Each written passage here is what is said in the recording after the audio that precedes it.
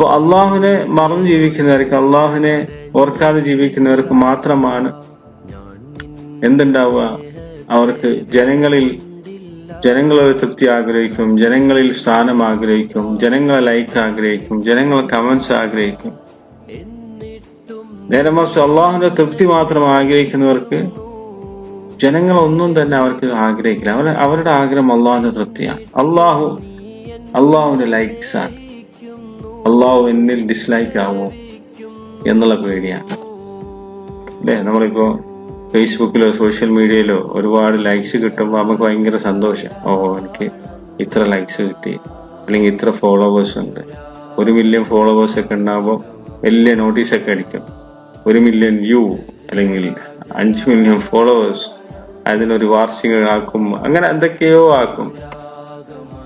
അതൊക്കെ അത്തരം കാണിച്ചു കൂട്ടുന്ന പുറകില് ജനങ്ങളെ തൃപ്തി ആഗ്രഹിക്കുന്നതിന്റെ സന്തോഷമാണ് അവിടെ പ്രകടിപ്പിക്കുന്നത് അല്ലെ?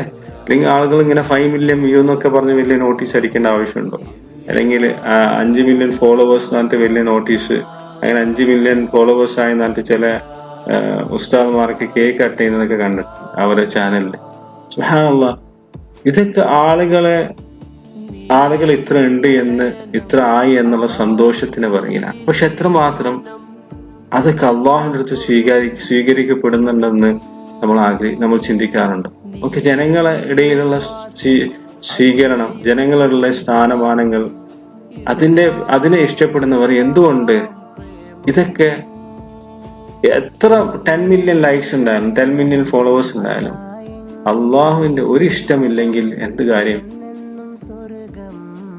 അല്ലെ? അള്ളാഹുവിന്റെ ഒരു ലൈക്ക് ഈ ലോകത്തിന് എത്ര ലൈക്കിനേക്കാളും ഏറ്റവും ഹയസ്റ്റ് വാല്യൂ എന്താണ്? അള്ളാഹുവിന്റെ ഒറ്റൊരു ലൈക്കാണ്.